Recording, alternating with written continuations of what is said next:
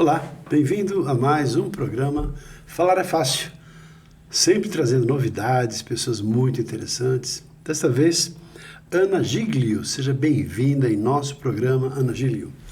Obrigada, quero agradecer aqui o convite, me sinto muito honrada de estar aqui e poder trazer conhecimento de um assunto que eu gosto muito, então eu acho que realmente é importante poder passar esse conhecimento para o máximo de pessoas que eu puder. Ana, assim, curiosamente, assim, ela é fotógrafa, a atividade profissional dela, o que ela faz, talvez seja interessante para você, porque ela é fotógrafa. E também, assim, ela não é uma fotografia comum que ela faz. É uma fotografia lastreada em toda uma série de estudos. Então, assim, além de fotógrafa, ela é palestrante, especialista em branding e posicionamento de autoridade. O seu grande diferencial de mercado é justamente isso. É a fusão entre a psicologia analítica de Carl Jung, com a teoria dos arquétipos, e também a inteligência artificial, para que a criação das imagens, ensaios fotográficos sejam mais realistas. Então, assim, ao invés de produzir retratos ou fotografias comuns, Ana mapeia a identidade profunda de profissionais e empresas, utilizando os 12 arquétipos de branding e os 22 do mapa de arquetípico. Para garantir que a imagem gerada por IA transmita exatamente a mensagem do poder, sabedoria ou inovação, como exemplo, o que o cliente precisa para se posicionar no mercado, ou seja, ter uma coerência entre aquilo que a pessoa é na essência e o que ela mostra. Explica um pouco sobre isso, Ana, para começar aqui o nosso bate-papo. Então, o que acontece na maioria das profissões, as pessoas elas focam muito na estética, de querer parecer o que ela trabalha. Então, se ela oferece, por exemplo, se ela é um advogado, então ela vai querer transmitir o conhecimento que ela tem. Então, ela sempre vai estar vestida como um advogado, mas é claro que existe aí uma máscara, né? Só que onde que está a essência da pessoa? Porque, primeiramente, ela precisa passar a essência dela. E aí, claro, o cliente, ele vai ler isso. No subconsciente, ele vai ler. É como aquela imagem, por exemplo, quando você olha, gostei, mas eu não sei, parece que tem alguma coisa aí que não está se encaixando. Tá bonito, mas não sei. Ana, e as pessoas da internet, assim, põe uma roupa bonita, cada dia com uma roupa diferente, um estilo diferente, e com uma imagem diferente, estão se postando essas imagens. Nem sempre verdadeiras, porque a pessoa chega lá, abre um sorrisão diante da câmera, na hora da internet, depois assim, já fica com mau humor, com a cara fechada de novo. Então não é uma realidade. Aqui. Não, então é uma questão de falsidade, uma questão de uma produção momentânea em função de causar a melhor impressão possível, de acordo com a cabeça dela, em relação à imagem que ela produz. Agora, se ela tivesse um pouco de noção, um pouco de conhecimento, provavelmente, pelo que estou entendendo, pelo que você fala, a imagem dela e o efeito e impacto seria muito mais forte e muito mais congruente daquilo que ela pensa e sente. Tem sentido isso? Total, porque o que ela quer ali, o foco dela é público, independente do que ela tenha que fazer. Só que nem sempre você precisa focar no esforço, né? Quando é natural, o público vem até você. Claro, você tem que fazer o seu trabalho. Só que se você age de forma natural, o público percebe isso, de forma verdadeira, né? Então, quando é algo muito forçado, encanta os olhos, encanta. Mas não, só vai encantar, mas não vai permanecer. Porque a pessoa, tá bonito, mas não é bem isso que eu tô procurando. Quando você encontra uma verdade, você pode até perceber que tem alguns canais que a pessoa não tem um estúdio bonito, ela não tá tão vestida para fazer um vídeo, mas ela é verdadeira. Uhum. Então, as pessoas elas acabam se identificando com essa verdade. Que é isso que o ser humano quer, a verdade. E é isso que tem que ter na profissão também, verdade. Então, a partir do momento que você passa a verdade para o seu cliente, ele compra você. Porque, primeiramente, ele precisa comprar você, depois o seu produto. E as pessoas focam, né? Os profissionais focam o quê? No produto. Não, eu preciso vender o meu produto. Não. Você precisa se vender primeiro. Tem uma coisa nesse sentido, porque você trabalha com imagens, a imagem das pessoas, vai analisar e tal, e também fala de comportamentos das pessoas, que não só a imagem física, né, talvez o estilo, roupa, aparência, indumentária, classe, educação, mas também acredito que em relação a outros aspectos da comunicação. Por exemplo, o nosso corpo o tempo todo está transmitindo uma informação. Sim. Gestos, mãos, braços, dedos, semblante, postura, maneira de sentar, maneira de me apresentar, de olhar nos olhos, de expressar no semblante aquilo que eu estou sentindo. Então, tem uma força, um impacto isso. Qual é a diferença entre quando você fotografa, para você observar ou capturar, talvez melhor, aquela sensação, aquela imagem que a pessoa passa, além da imagem, digamos assim, da aparência, do rosto, etc., da roupa, mas também esses aspectos tão profundos, porque é a comunicação corporal. Como é que é isso, a expressão corporal no contexto de arquétipos de Jung? A linguagem corporal, né? Então, por exemplo, quando, vamos colocar aqui um exemplo do governante. O governante, ele tem que ter uma postura, porque ele é um líder, ele é estratégico. Então, ele não pode, por exemplo, ser fotografado da mesma forma que um explorador. O explorador, ele é mais livre. Então, um explorador, ele jamais pode fazer aquela pose típica do governante, porque não combina com ele. Tá. Então, não adianta eu falar para ele, olha, você é advogado, vamos... Não, ele, na essência dele, ele é um explorador. E é o que ele precisa passar para os clientes. Então, sim, tem outras poses estratégicas, mais alinhada, por isso que é feito antes todo um estudo para poder saber quais são as poses que serão trabalhadas para comunicar a essência da pessoa. Porque ele mesmo não vai se reconhecer. Se a pessoa faz uma pose que você acredita que seja aquela que representa aquela característica daquele personagem ou daquela, digamos assim, daquele arquétipo, e não é dela aquilo, mas faça uma pose, você acabou de falar assim, tem uma pessoa que parece que é de poder, mas ela está habituada a cruzar os braços ou pôr a mão na cintura, tipo She-Ra ou He-Man, etc., de poder. Mas não faz parte dela isso. A pessoa talvez mais dócil, mais branda, exato. Mas a sua característica fundamental, existe essa, digamos, dicotomia dela ter uma pose que não representa aquilo que de fato ela mostra, ou a pose sempre vai estar conectada com o arquétipo? Então, o que acontece é assim, a pessoa ela pode ter um arquétipo e a profissão trazer outro arquétipo, tá? Então, é o caso, por exemplo, de uma cliente que o arquétipo era o inocente, né? Mas ela é o CEO, é uma CEO de uma empresa. Não necessariamente que ela tenha que fazer uma pose de governante. Ela não precisa fazer, né?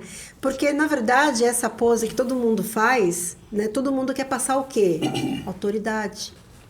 Ou porque não sabe fazer com as mãos, então cruza os braços. É o mais fácil, né? O que fica, não, faz assim. Ou assim, a pessoa põe a mãozinha aqui na frente. Porque esteticamente fica bonito. Esteticamente realmente transmite autoridade, né? Tá. Só que você precisa transmitir essa autoridade mesmo?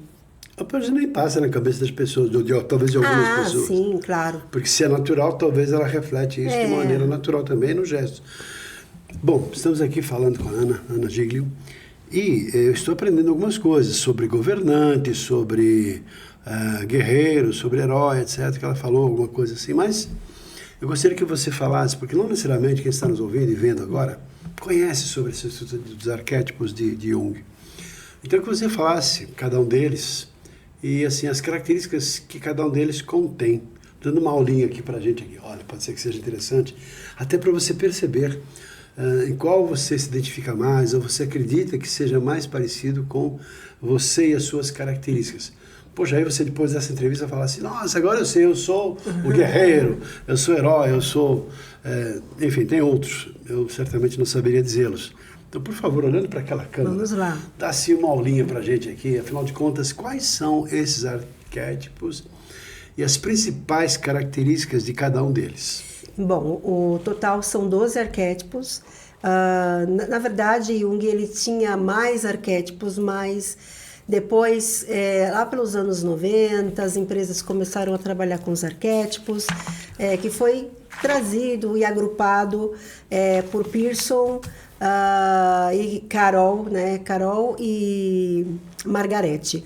Lá, as duas, elas agruparam esses 12 arquétipos que as empresas trabalham. E agora também, né, estamos trabalhando no posicionamento dos profissionais. Então, quais são esses 12 arquétipos? Nós temos aí o mais conhecido no ramo profissional, que é o governante. O que é o governante? É aquele que é líder, né? É o que lidera. Ele é estruturado, ele é organizado. Então, um governante, ele tem postura, né? Ele se conecta muito com líderes de empresa, CEO, advogados. Então, essas pessoas que lideram, elas têm esse governante muito forte. Não significa que todas tenham governante, ou, por exemplo, que outras profissões não possam ter. Por exemplo, uma mãe pode ser governante, né?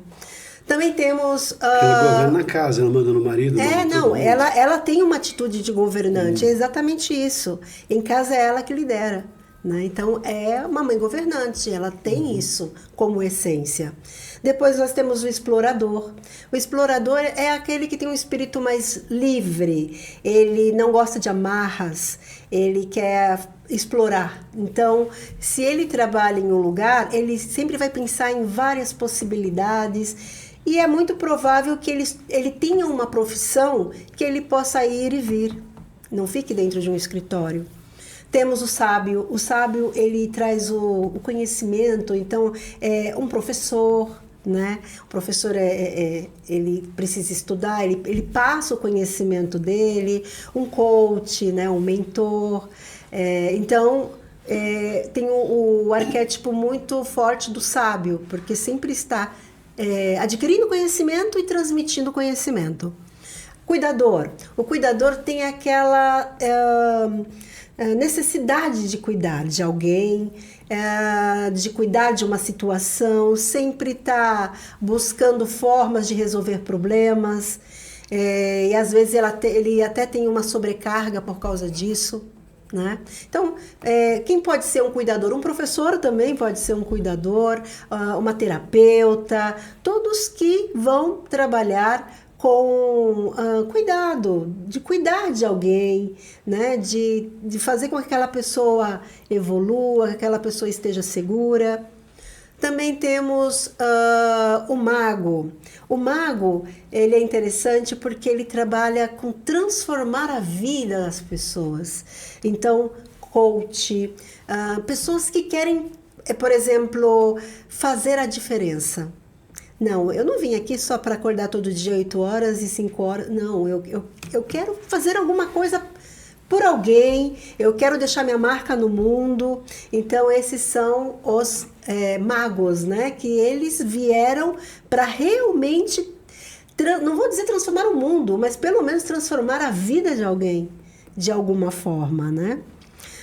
Nós temos também o amante. O amante, ele preza muito a conexão. Então, por exemplo, ele sempre vai querer que um relacionamento, seja pessoal ou seja no trabalho, tenha conexão. Ele preza pela beleza, né? Porque ele é o quê? Ele é o amante. Então, ele ama as coisas belas, as coisas boas. Não, então, não venha com qualquer coisa para ele, não. Porque ele vai querer coisa boa, porque ele tem o arquétipo do amante, ele sabe do valor dele. Nós temos também o herói. O herói é a força. Então, a gente vê muito presente aí na polícia, nos bombeiros, porque eles são herói mesmo, né? Então, eles trazem a força, a segurança. Tem muita mãe que é herói, né? Muito pai que é herói. Por quê? Porque ele sai todo dia para trabalhar, para batalhar. Então, ele tem aquele espírito de herói, né? Então, isso muitas das vezes se revela na profissão também. O cara comum é aquele cara que quer o pertencimento, ele quer fazer parte de um grupo, ele não precisa ostentar, ele não quer aparecer, ele só quer viver a vida dele, mas com boas pessoas, fazendo parte de um grupo, sem ostentar. É um arquétipo muito bom também, porque é um arquétipo que você pode confiar, né? É um arquétipo que nunca vai passar por cima de você por causa de poder, né? Então, Você está falando do comum agora. do cara comum. Comum é o arquétipo de uma pessoa, então, comum. O cara comum chama, né? O cara comum. Esses dias mesmo eu fiz a leitura do meu esposo. E eu falei pra ele, e você foi sincera. Eu falei, claro. eu acho. Você é mandão. Eu acho. Você é guerreiro. Você que manda. Você é imperador. Eu falei assim, eu acho que você é o cara comum. E você, aí ele falou, qual foi o seu? Os meus é o sábio, o explorador e o inocente. Olha, uma curiosidade, antes da gente continuar com a aula aqui, que está interessante, porque você deve estar perguntando, poxa, eu sou mais isso, mais aquilo, e essa é a provocação e a expectativa em relação a isso que eu perguntei. Mas, então, pelo que você falou, é possível que você tenha mais do que um arquétipo? Com certeza, nós temos os 12. Nós temos todos. Então, como é que você vê qual é o meu? Ou quais são os meus principais? Na verdade... a pergunta é que certamente você poderia fazer. Você mesmo vai... Bom, eu quebro leis? Você quebra leis? Você é o fora da lei? Não. Então você não é o rebelde. Não sou. Entendeu? Então você vai se identificando. Algumas regras, sim, mas lei não. É como eu falei. Preso.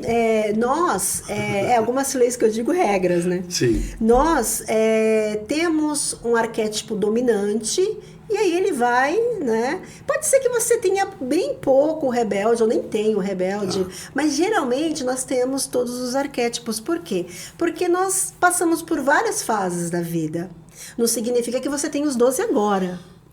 Mas ao longo da vida... Tem aqueles que são predominantes, que caracterizam mais uma pessoa. Tá. Então, por exemplo, antes de fazer a minha leitura, eu me analisei. Eu falei, bom, eu devo ter o sábio, porque eu gosto muito de estudar, de ter conhecimento. Eu sempre estou comprando curso. Só pode ser o sábio, né? Eu gosto de viajar, eu gosto de... Explorador. Então você vai... O que eu me... Assim, fiquei, olha, é o inocente. Ninguém quer ter o inocente, né? Por quê? Eu acho tão bom ser inocente. Sim. Não, o inocente... Qual que é o arquétipo do inocente? O inocente é o que vê sempre o lado bom das coisas. É o positivo. É aquele que também pode ser enganado facilmente. Tá. Entendi por quê. Então, talvez até seja ingênuo. Isso. Só que olha que legal, se você é inocente, mas você trabalha como um governante, você equilibra. Imagina se você é governante aqui, governante aqui. Você é soberbo, né? Aí ninguém aguenta. Ninguém aguenta. É muito rígido. Então, por isso que é importante, sim, inclusive quando eu faço a leitura que dá arquétipos fortes, eu tento incorporar um inocente, um sábio, um cuidador, para a pessoa perder essa armadura. Bom, vamos voltar à aula. Vamos lá. Então, o inocente, né? Inocente, depois aí, você falou do comum, criador. Depois você falou do herói e o comum. Isso, o Na herói sequência comum. vem? Aí vem o criador, né? O criador, olha, temos aqui 2 criadores aqui na mesa. Criador é o que gosta de criar, né? Então sempre está procurando inovação, não gosta de trabalhar todo dia com a mesma coisa. Ele sempre vai buscar uma informação nova, algo para agregar. Então esse é o criador. O criador ele quer deixar sua marca no mundo como um inovador. Então fazer algo sempre igual para ele é muito cansativo e é muito frustrante também. Então, o criador, por exemplo, os influencers são criadores, né? Coaches também são criadores. Aí vai depender do grau de cada um, né? Você, Reinaldo, também é criador, porque você sempre está... Além de sábio, né? Que você está estudando e está criando. Eu não sabia que era tudo isso aí. De repente, estou descobrindo aqui, como arquétipos, claro. Eu acho que já falamos dos outros. Não, você falou, olha, governante, explorador, sábio, 4 é o cuidador, 5 magos, 6 amantes, 7 herói, 8 comum, 9 criador. Faltam 3. O engraçado, né? Que no arquétipo de Jung chamamos de o cara comum. O engraçado é o comediante, né? Então, é aquela pessoa que sempre está fazendo uma piada, que está um clima tenso, ele sempre fala alguma coisa para aliviar o clima. Então, por exemplo, falando de marca, a Skol, você pode ver que as propagandas da Skol sempre tem bom humor, uma questão, uma brincadeira. Bom humor, sextou, praia, churrasco, bom, diversão. Aí dá vontade de tomar cerveja mesmo, né? Então, leveza. Então, o arquétipo do engraçado, ele não aguenta trabalhar num lugar rígido, né? Ele precisa estar num lugar descontraído. Porque se ele está num lugar rígido, ele vai ser visto como... ele não serve, ele é muito inconsequente, né? As pessoas não vão entender. Mas ele precisa disso, porque ele é isso, né? Dessa leveza, ele precisa dessa leveza. Depois o engraçado. O engraçado, o inocente, né? Falamos sobre o inocente. O inocente tá aí? Inocente você não falou ainda. Falei. Então, o inocente Nós comentamos, mas isso. Você não explicou. O inocente é aquele que vê positividade, né? É a pessoa que vê positividade, é a pessoa que ela é otimista. Então, por mais que a vida esteja sendo difícil, ela acredita que vai melhorar, né? Então, o inocente na profissão, professores, por quê? Eles trabalham com crianças. Então, ele tem que ter aquele tato de lidar com criança, que é inocente. Uhum. Então, ele precisa... Imagina um governante trabalhando com criança. Não dá. Né? Uhum. Tem que ter um inocente ali. É porque não votam nele, né? Brincadeirinha. Então, por isso que o inocente sempre vai escolher profissões que trabalham mais com a humanização, né? O inocente, que você fala, ele pode ser também considerado ingênuo, ou tem uma característica de ingenuidade. Sim. De uma pessoa que não é passada para trás, talvez porque a pessoa é tão boa, ou chamado bonzinho, ou boazinha, não é? Daqui a pouco a pessoa acaba tendo uma característica de domínio de outras pessoas, porque que faz tudo, que não sabe dizer não, é uma característica do inocente. Então, uma característica interessante do inocente e do cuidador também é a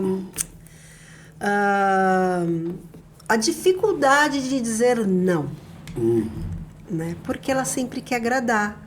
Então, ela tem essa dificuldade de dizer não e ela tem também dificuldade de cobrar o valor do trabalho dela. Então, se o cliente chega e fala assim, mas viu, não dá pra... Dá. Né? Não, tudo bem. Quer dizer que ele cede com facilidade. Essa é a sombra dele, né? Tá. É claro que todos os arquétipos têm o lado bom e o lado ruim.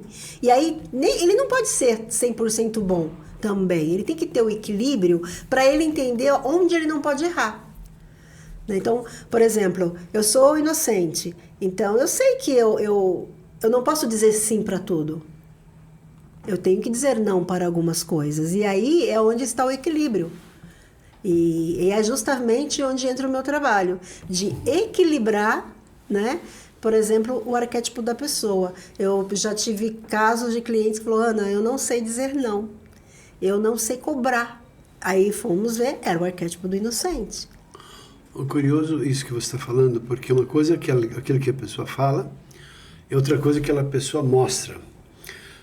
Você identifica mais o arquétipo das pessoas por aquilo que ela fala ou por aquilo que ela dá como exemplo, o que ela faz?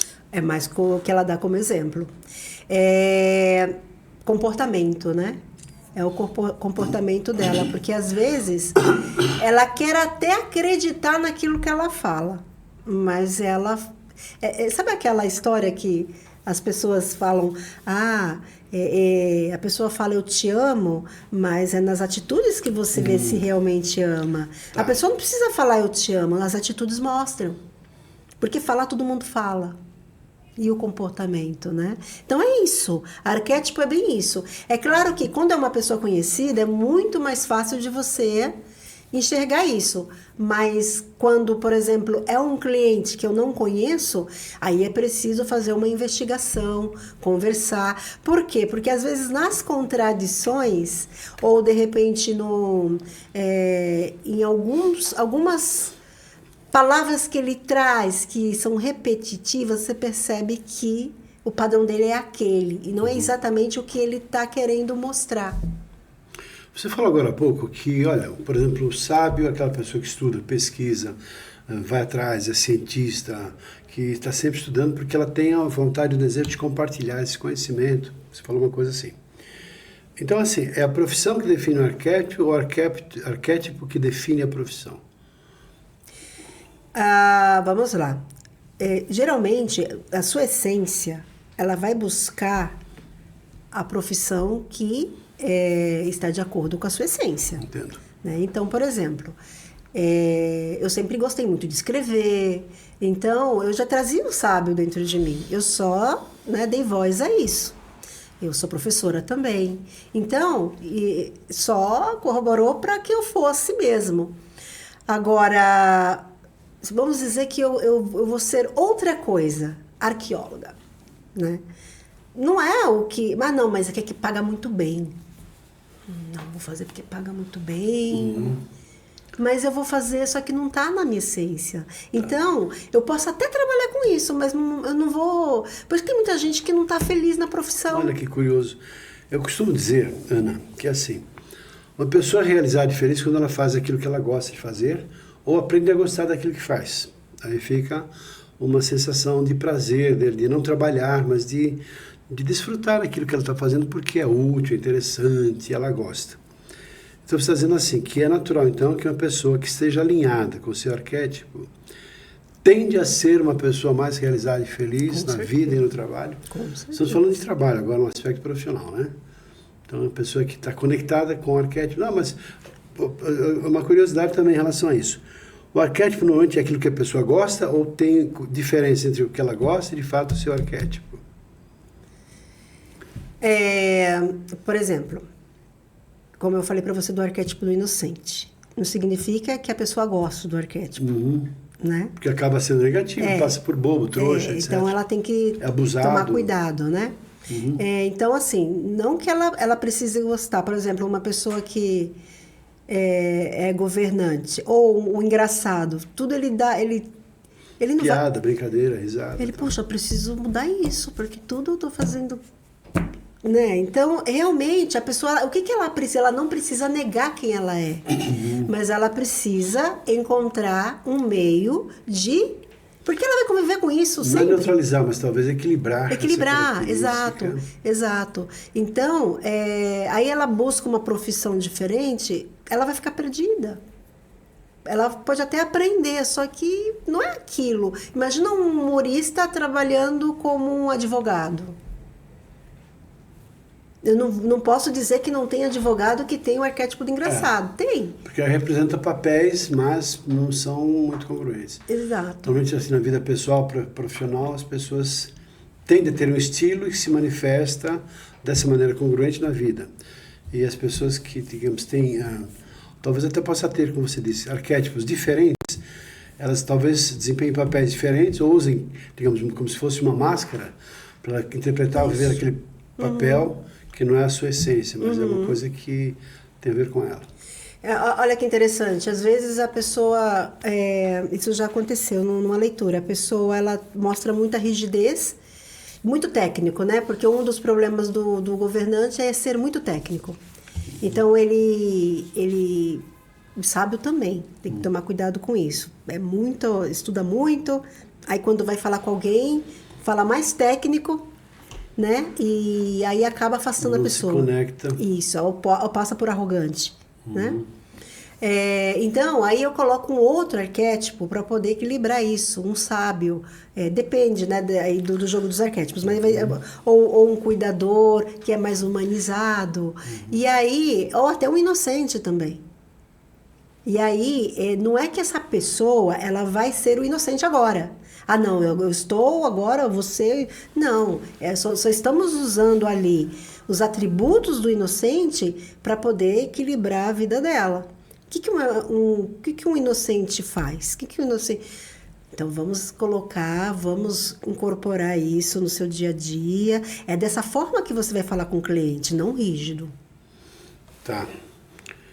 Tem a ver, então, com comunicação. Estamos falando de comunicação, que acaba sendo uma expressão do tipo que a pessoa pensa e sente. E conforme o seu arquétipo, ela tende a se comunicar de um jeito ou de outro jeito.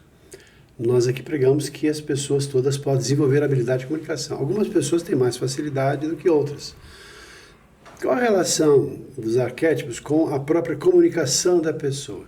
Você falou que aquela pessoa que é o bonzinho, lá, como é que você chama, de o inocente, talvez ela seja uma pessoa mais tímida, mais recatada, talvez expresse timidez, a própria postura dela mostra isso. É claro que se é em excesso, acaba prejudicando a sua comunicação, do que aquela pessoa que olha, que fala com assertividade, com boa voz, com gestos mais eloquentes, tende a conseguir melhores resultados no processo da comunicação. Qual a relação que tem, então, dos arquétipos com as características de comunicação? Por exemplo, vamos trazer o sábio. Você olha para o sábio, você acha que todo sábio, só por ele ter todo conhecimento... sábio sabe. Só por ele ter conhecimento, ele vai ter uma boa comunicação. E não. O sábio, ele é muito observador. Ele vai observar o ambiente, ele vai observar as pessoas, ele vai analisar, vai tirar suas próprias conclusões, mas de repente ele pode ser muito tímido. Tá. Né? Então, quando ele aprende a se comunicar, aí isso é muito favorável para ele, porque ele tem o conhecimento a seu favor. Né? Da mesma forma, o inocente, ele pode ser extrovertido. Ele pode se comunicar bem, o inocente. Ele só é mais ingênuo, vamos dizer assim, né? Falando do lado sombra. Mas ele é uma pessoa mais positiva, mais expansiva, mas ele vai se comunicar também. Ou seja, todos os arquétipos aqui, eles podem se comunicar muito bem ou não. Vamos pensar dessa maneira. Uma pessoa que tem lá como arquétipo o herói.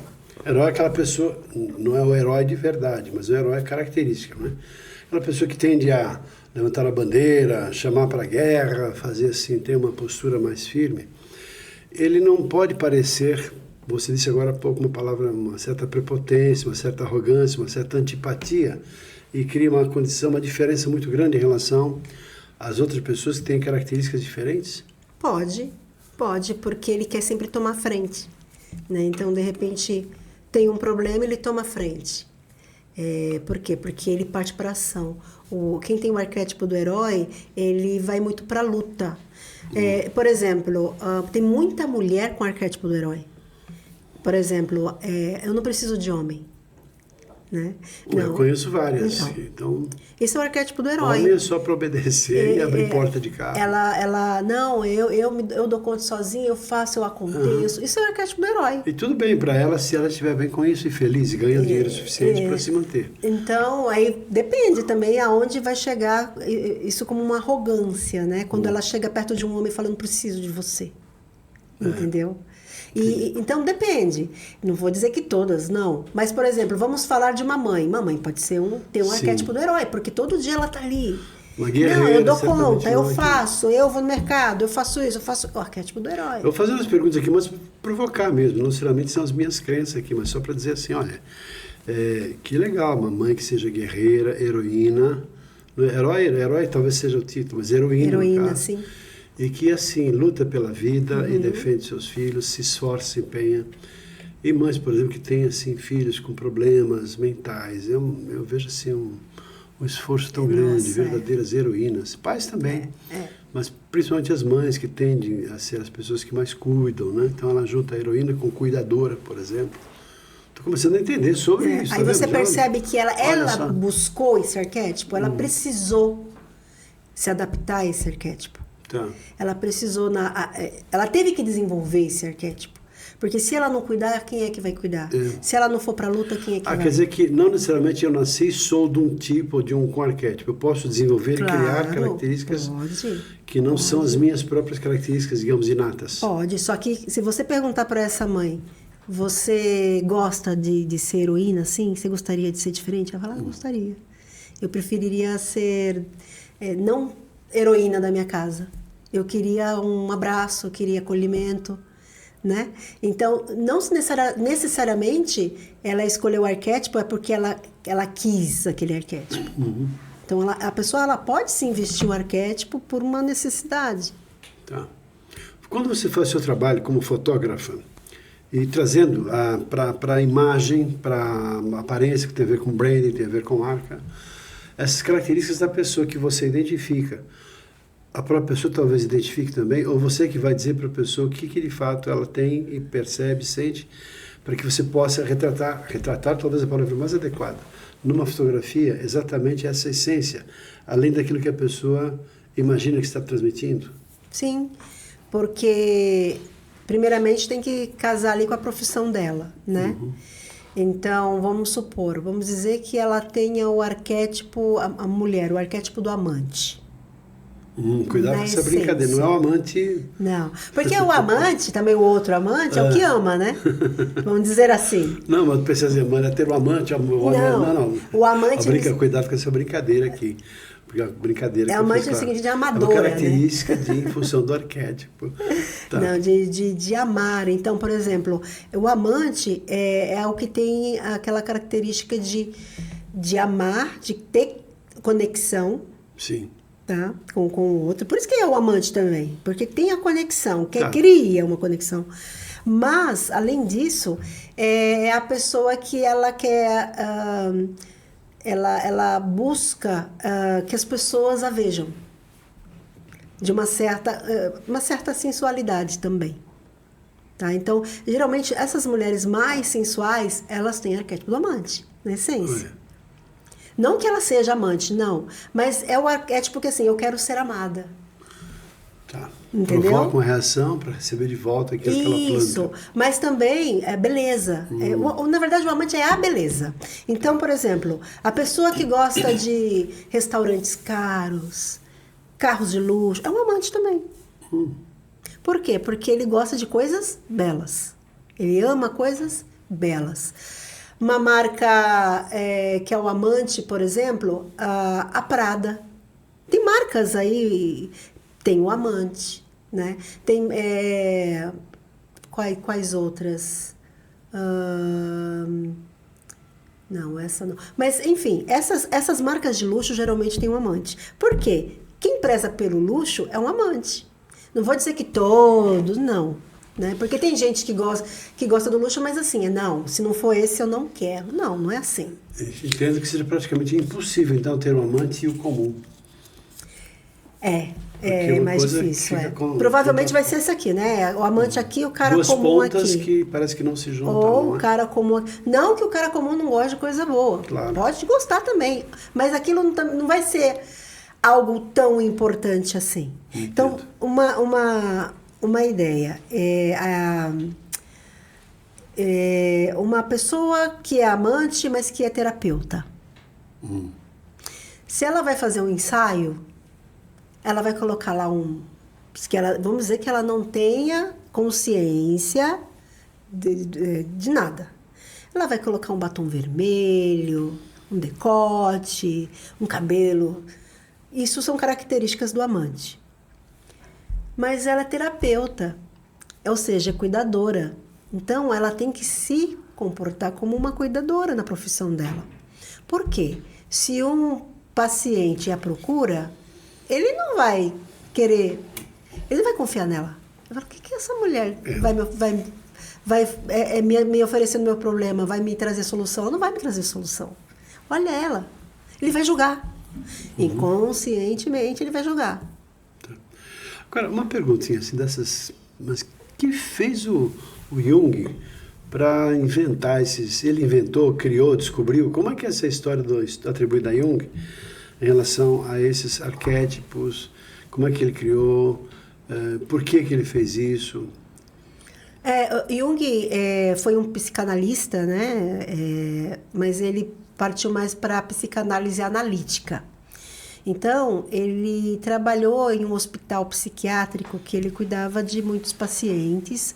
Só que o que era interessante, que ele conversava com esses pacientes porque ele queria entender qual era o mal que afligia cada paciente. O hospital em si queria medicar todos iguais, mas Jung queria entender o que afligia. Então, por isso que ele começou a conversar, a ter longas conversas com os pacientes, e foi onde ele começou a perceber algo interessante.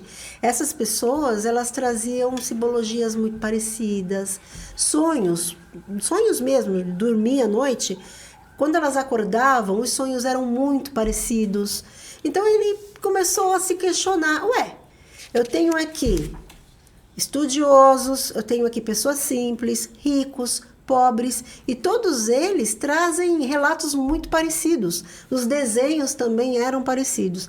E foi onde ele começou a estudar. Então ele foi lá na mitologia grega, foi nos contos de fada, foi nos textos bíblicos. Ele começou a estudar tudo para entender de onde vinha toda aquela simbologia. Foi onde ele chegou no inconsciente coletivo, que é o que nós, todos nós compartilhamos de um mesmo inconsciente.